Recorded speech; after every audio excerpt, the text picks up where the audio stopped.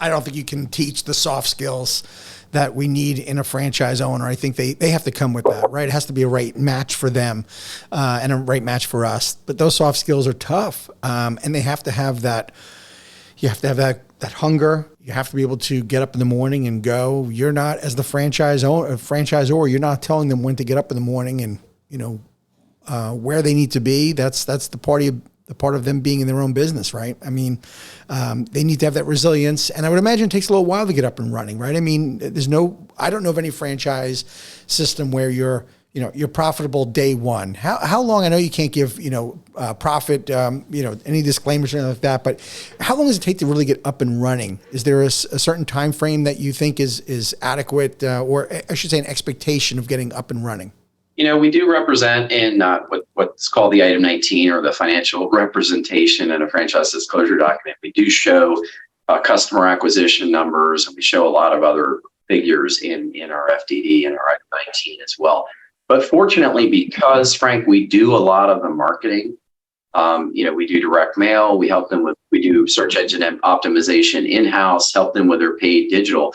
We've got a proven track record of the ramp up when it comes to customer acquisition. We're in 18 states, so sometimes that ramp up looks differently based on the lack of seasonality or the seasonality in different markets. But we have proven, marketing plans and execution that help drive customer acquisition. We know how to, teach people to get recurring customers and position accordingly. So there's a real model here. One thing I wanted to go back on a question you asked earlier was just like, what do you look for? Ultimately, in franchising, it's about following a model. It really is, in all franchising, really, but certainly in Pool Scouts, we have a business model that reflects in a unit economic model, and while there's lots of room for creativity when it comes to community-oriented things, et cetera, we want folks that will follow the business model that we've worked hard to build and improve, and of course we're constantly doing that. But I think that's true with all franchising, is that you want folks that are going to follow the business model. They're going to not try and do everything on their own, because why would you buy a franchise if you want it to be completely independent and do your own thing? It just doesn't work. And then I always call it the greater good. For me, the greater good is the overall value of a brand, and how it, just literally, it multiplies by quality franchisees that are living the brand and doing the right thing and building up the brand one customer at a time. And we hear stories of brands that may or may not be franchises, where bad experiences from one customer, spreads like wildfire, right? But then you've heard great stories of, somebody leaving a stuffed bear in a Marriott hotel or a Ritz-Carlton hotel, and it getting back to, the kid, and how it becomes viral. And, so there is the positive side of that thing too. But, people that are making a conscious effort to help, in our case, Pool Scouts, be better every single day. Yeah. I think also, there's been this huge growth in home services franchise brands, right? Especially though, what I love about the pool maintenance business is that our expectation as a consumer is that it's going to be a mom and pop that's not always dependable. They switch the technician out, or it's the owner who's selling. I know this happens again and again. And it seems like in pool maintenance and in landscaping, they eventually sell their business to somebody, and that guy is not as good as the last guy. And what I love about the franchise side of it is that you're buying into a system. I know I'm drinking the Kool-Aid here for a moment, but the truth is that that when you're as a customer, and you're a customer of a franchise, you have an expectation, right? It's like going to McDonald's. No matter where you go, you're going to get the same service. You're going to get the same product. And I love that. Especially, look, there's 4,000 plus franchisors that are out there. So there is something to be said on why somebody would want to be a Pool Scouts franchisee when there are a lot of choices to make. Wouldn't you agree that there has to be something there on why they'd want to be part of that? Yeah, this is historically, the pool service business is extremely fragmented. So when you look at it, it's ripe for a brand to really truly position themselves, which is what we're doing as a higher level I mentioned all the time that we're a premium service brand. One thing you'll never see about Pool Scouts is we're never going to be the cheapest. We are going to be professional. We back up our work with a Scout guarantee across our whole franchise system. We mandate background checks for technicians across the entire franchise system. We provide, the rules and also the collateral to make sure that franchisees are training their technicians adequately. They're showing up in a branded vehicle. They're licensed, bonded, and insured. But all that comes at a premium price, honestly. Sure. And so, our customer base, we're always making sure to position ourselves as a premium service brand in the home service category. Home services, historically have been very fragmented and mom and pop, and there's some great ones out there. But this is really about something that's building a brand that this year will service 16 to 17,000 customers around the country, which is just growing like crazy.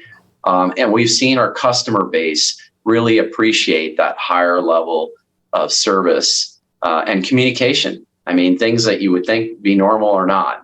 We have systems that text our customers when we're on the way there. They get a post-service report that has before and after pictures along with everything that we'd administer to their pool. The billing process is automated. The communication process, both from a marketing and service perspective, are unmatched. And so, we're providing at the end of the day a service that is making sure that their pools are clean and they don't have to do it themselves, but we do it in a much more professional, predictable way. Yeah. And as a consumer, I don't want the cheapest. I want to know what I can expect, right? I have an expectation of a service. I'm not looking for the cheapest. I want my pool done right. And I think that is a distinct advantage to being a franchise owner, is that the consumers are not necessarily looking, they want their pool to be right. And they have an expectation. And by you having these system standards in place, by having this ability for them to scale it explains how you guys have grown as fast as you have in these few years. What has been your biggest surprise in franchising since, you're fairly new at the franchise industry? Tell me something that surprised you maybe in this industry so far. I think the variety of backgrounds that the franchisees have, and, we have veterans, we have former business people, former corporate business people. We have an attorney in our franchise system. We have exceptional women operators that are some of the leaders in our franchise system. We have diversity in our franchise system. And it's awesome. It literally, seeing folks come from different backgrounds with different strengths, and opportunities is cool. And I think the community, back to that kind of greater good comment that I made earlier, the community of Pool Scouts franchise owners is strong and is thick, and there's a lot of value in the overall knowledge base, but just the teamwork to watch people support each other, even though they're neighboring franchisees. They never competed against each other because we protect their territories. That's been something that has been a real pleasant surprise to me, and watching our brand grow across the country. It's been a lot of fun. But we got a long ways to go. We're scratching the surface. You are. With 105 territories around the country, but 80 of which are open. But we have a lot of space on the map and a lot of opportunity to grow our brand as we continue to push to be a household name for pool owners around the country. So that's been fun. It's been just a pleasant surprise. I think challenges have been, obviously people, I mentioned that earlier, the market, the labor market's challenging and wage rates have gone up. Fortunately, we've been able to pass a lot of those increased costs on to our customers in the form of higher service rates to accommodate the higher wage rates. Things like vehicles over the past couple of years were tough to get, which is, that was a real challenge. We originally had sourced vehicles from kind of a single dealership that serviced our whole network, and now we're all over the country. We're creative to get the vehicles that we need. We've expanded our fleet to 4 different vehicles.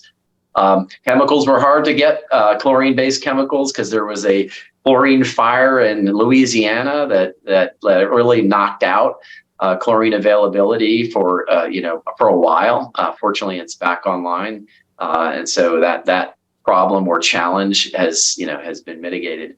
So those are some of the more challenging things that weren't as positive as we'd like, but I just think the resiliency of our system and people, both the team here we have at Pool Scouts and Buzz Franchise Brands and our franchisees, have helped us, work through challenges that come up in any business. Sure. Thank you for tuning into the Emerging Franchise Brands podcast. For additional insights, guest applications, and to stay connected, visit us at efbpodcast.com. The Emerging Franchise Brands podcast is for entertainment purposes only, and the views expressed do not necessarily represent those of Emerging Franchise Brands, its host Frank Fumey, or Emerging Franchise Group LLC. Any discussed franchise or investment opportunity requires thorough investigation, obtaining proper disclosure documents, and expert consultation before making any investment decisions. The podcast and its host do not offer professional advice or endorsements, and they hold no responsibility for actions, representations, accuracy, or consequential damages related to the podcast content.